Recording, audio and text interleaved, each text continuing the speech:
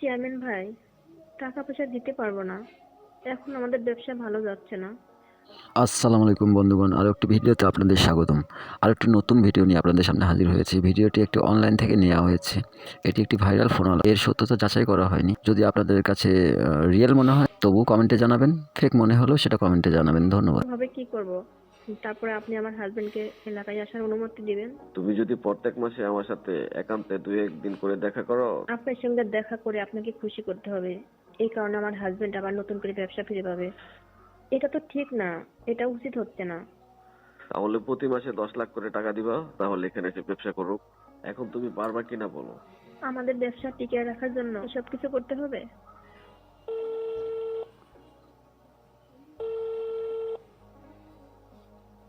Hello, আসসালামু আলাইকুম। ওয়ালাইকুম আসসালাম, কে বলছো? আমি হাবিবের স্ত্রী সেলিনা বলছি। কোন হাবিব?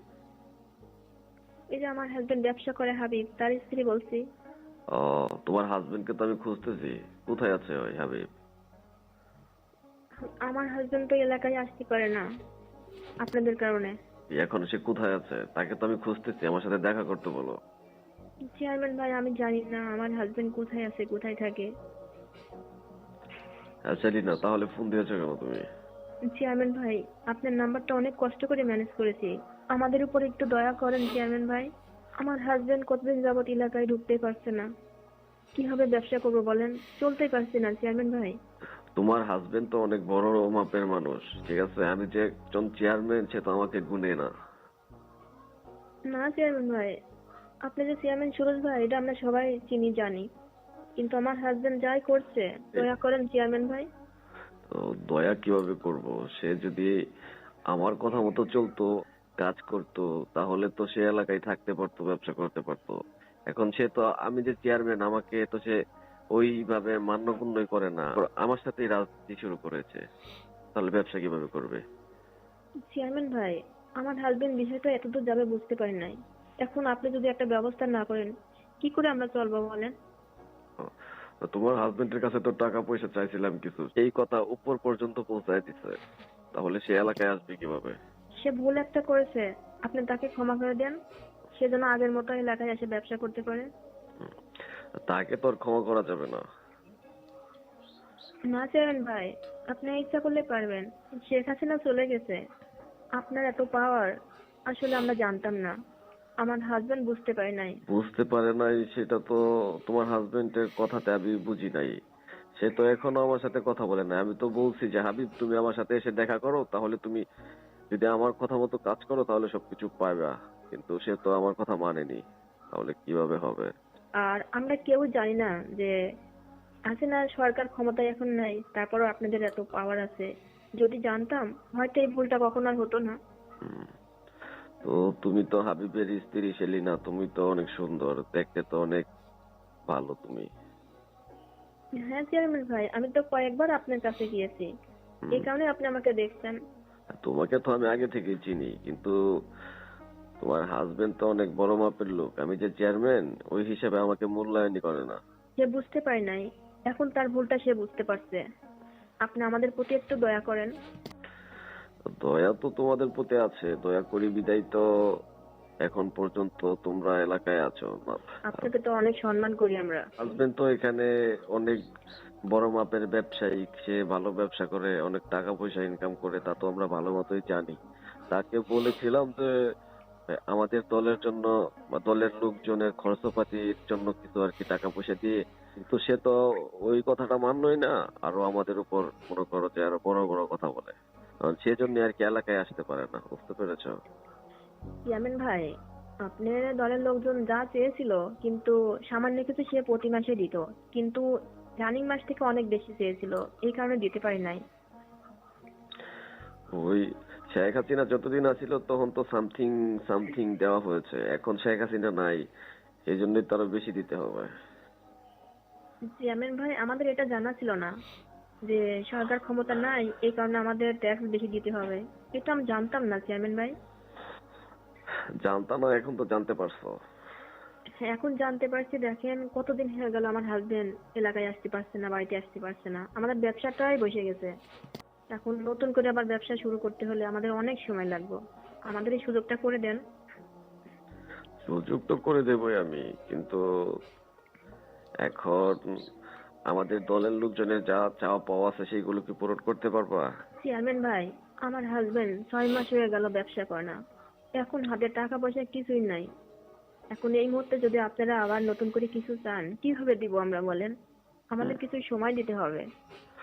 ঠিক আছে, ব্যবসা বাণিজ্য করুক, তোমার হাজবেন্ড এলাকায় আসুক, কিন্তু ওই ব্যবস্থা আমি করে দেব, কিন্তু তোমার একটা কাজ করতে হবে। সেটা কি পারবো নাকি? বলেন চেয়ারম্যান ভাই, আমার কি কাজ করতে হবে? তুমি তো অনেক সুন্দরী, তাই না?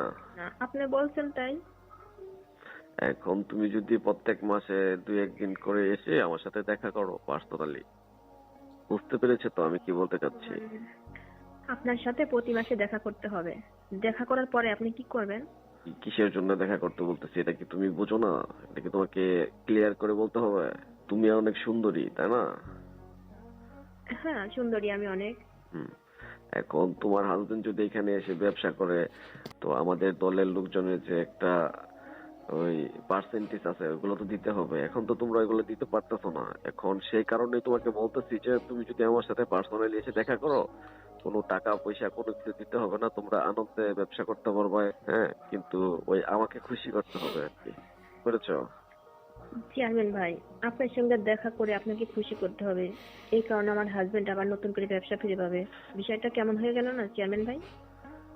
বিষয়টা তো ওরকমই। এখন বর্তমান যুগে কিছু পেতে হলে কিছু দিতে হয়। আমি তোমার কাছে যে কথাটা বলছি, তুমি কি এটা পারবে না? আপনি একজন চেয়ারম্যান, মান্যগণ্য ব্যক্তি, আর আমি সাধারণ একজন মানুষ। এটা তো ঠিক না, এটা উচিত না। কোনটা উচিত কোনটা অনুচিত সেটা কি তোমার কাছ থেকে আবার শিখতে হবে সেলিনা? শেখার আছে কি আমি জানি না।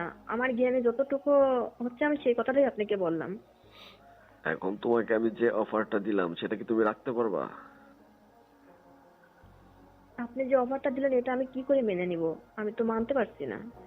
সাধারণ একটা ব্যবসার জন্য সবকিছু করতে হবে, এটা কি করে সম্ভব চেয়ারম্যান ভাই? তাহলে প্রতি মাসে 10 লাখ করে টাকা দিবা। তোমার হাজবেন্ড কে বলিও যদি 10 লাখ করে দিতে পারে তাহলে এখানে এসে ব্যবসা করুক। না চেয়ারম্যান ভাই, আপনি এরকম কথা বলেন না। আমাদের 6-7 মাস যাবত কোনো ব্যবসা নেই, কোনো টাকা পয়সা নেই, চলতে পারছি না। সেখানে হঠাৎ করে ব্যবসা শুরু করলে কি করে দিব আপনার 10 লাখ? সেই জন্য তো বলতেছি তুমি এসে যদি সরাসরি আমাকে দেখা করো, আমাকে খুশি করো, তাহলে তো তোমরা ব্যবসা করতে পারবা, বুঝো নাই? চেয়ারম্যান ভাই, আপনি আমাদের নতুন করে ব্যবসা শুরু করার জন্য একটু সাহায্য করেন। তারপরে আমি দেখবো আপনার কথা রাখতে পারি কিনা। আগে ওই ব্যবসাটা শুরু করার ব্যবস্থা করে দেন। ওইগুলো কথা বললে মন গলাতে পারবো না। আমি আমি হচ্ছি চেয়ারম্যান সুরুজ, বুঝতে পেরেছো? হ্যাঁ, আপনাকে চিনি, জানি তো আপনি চেয়ারম্যান সুরজ। আর এই জন্যই তো আপনার সঙ্গে আমি এইভাবে কথা বলছি। হুম। এখন কথা হলো একটাই, তোমার হাজবেন্ড যদি এখানে ব্যবসা করতে চায় তাহলে আমার কথা রাখতে হবে। তুমি যদি আমার সাথে এসে দেখা করো প্রত্যেক মাসে 2-1 দিন করে, তাহলে তোমার হাজবেন্ড এলাকায় এসে ব্যবসা করতে পারবে। আর তা না হলে পারবে না। এটাই ক্লিয়ার কাট, শেষ কথা। বুঝতে পেরেছো সেলিনা? আমি যদি প্রতি মাসে আপনার সাথে দেখা করতে না পারি, তাহলে আমার হাজবেন্ড আসে ব্যবসা করতে পারবে না? না, পারবে না। আপনি আমাকে 2-1 মাস সময় দেন, আমরা নতুন করে ব্যবসাটা শুরু করি, তারপরে আমি আপনার কথা রাখবো। ব্যবসা শুরু করার পর তারপর তো তোমাদেরকে খুঁজেই পাওয়া যাবে না, বুঝতে পেরেছো? না, কিন্তু শোনো, না, এখন তোমার কাজ হলো তুমি আগামীকালকে এসে যদি আমার সাথে দেখা করো, হ্যাঁ, তারপর আমি অনুমতি দেবো যে তোমার হাজবেন্ড এলাকায় এসে ব্যবসা করো। আগামীকালকে কি আসতে পারবা? চেয়ারম্যান ভাই, আপনি কেমন কথা বলছেন? যে আগে আপনার সাথে দেখা করতে হবে, তারপরে আপনি সময় সুযোগ করে আমার হাজবেন্ডকে এলাকায় আসার জন্য অনুমতি দিবেন। এটা তো বিষয়টা সম্পূর্ণই উল্টা হয়ে যাচ্ছে। তো বিষয় উল্টা হোক আর পাল্টা হোক সেটা দেখার বিষয় না, কিন্তু কথা হলো একটাই। আর আমি সুরজ চেয়ারম্যান যে কথা বলছি ওইটাই রাইট। চেয়ারম্যান ভাই, আমরা এলাকা থেকে কোথায় যাব বলেন? আমাদের ব্যবসাটা করতে দেন না। আমরা চলার মতো একটু করে আমরা চলার মতো ব্যবস্থা করি, তারপরে আমি সব কথাই রাখবো আপনার, বললাম তো। এখন কথা হলো একটাই, আগামীকালকে যদি তুমি আসো, এসে আমার সাথে দেখা করো, তারপর আমি ভেবেচিন্তে দেখবো যে তোমার হাজবেন্ডকে আমি ব্যবসা করার অনুমতি দেবো কিনা। চেয়ারম্যান ভাই, আমি আপনার কথা মেনে নিব। আপনি যা বলবেন আমি তাই করব। আগে আমার হাজবেন্ডকে এলাকায় আসতে দেন। হ্যাঁ, তুমি যদি আগামীকালকে এসে আমার সাথে দেখা করো তারপর তুমি এলাকায় আসার অনুমতি দেবো। বুঝতে পেরেছো সেলিনা? বুঝতে পারছি চেয়ারম্যান ভাই, তার মানে আপনার কথা আপনি আগে রাখবেন, তারপরে আমার হাজবেন্ডকে আসতে দিবেন। সেটাই তো, এখানে তো আমার দলের অনেক লোকজন আছে, কর্মী আছে, তাদেরকে তো বুঝাইতে হবে যে তখন কি দিয়ে বুঝাইবেন? তখন আমি আমার নিজের পকেট থেকে তাদেরকে টাকা পয়সা দিয়ে আমি বোঝাবো যে তোমার হাজবেন্ড এগুলো দিয়েছে। আপনি আমার হাজবেন্ডকে আগে আসতে দেন, তার কথা রাখবো। তোমার হাজবেন্ড আসলে, এলাকায় আসলে, ওই তুমি যদি আমার কথা না রাখো তখন তো মনে করো যে আরো বেশি ভালো হলো, যে তাকে না, আমাদের দলের লোকজন নিয়ে আসতে পারবে। আমি আপনার কথা রাখবো, কিন্তু আমি বলছি আমার হাজবেন্ডকে আগে বাড়িতে আসতে দেন। শোনো সেলিনা, তোমার এত নাটক আমার দেখার সময় নেই, তোমার সাথে এমনিতে অনেক কথা বলে ফেলছি, তুমি কি এখন আমার কথা রাখবা? আগামীকালকে আসবা? ঠিক আছে চেয়ারম্যান ভাই, কোথায় আসতে হবে আমাকে? রায়বাজারের পথে আমার একটা বাংলো বাড়ি আছে না? হ্যাঁ, দেখছি বাড়িটা আমি। হ্যাঁ, তুমি সন্ধ্যার দিকে আমার বাড়িতে চলে আসবা। ওইখানে আপনি শুধু একা থাকবেন? হ্যাঁ, ওইখানে শুধু আমি একাই থাকবো, তুমি যদি আসো তাহলে আমি একাই থাকবো। চেয়ারম্যান ভাই, আচ্ছা ঠিক আছে, আমি সন্ধ্যার দিকে চলে আসবো। হ্যাঁ ঠিক আছে, তুমি আগামীকালকে সন্ধ্যার দিকে চলে আসো। বুঝতে পেরেছো? হ্যাঁ, আসার আগে আমি আপনাকে কল দিয়ে আসবো।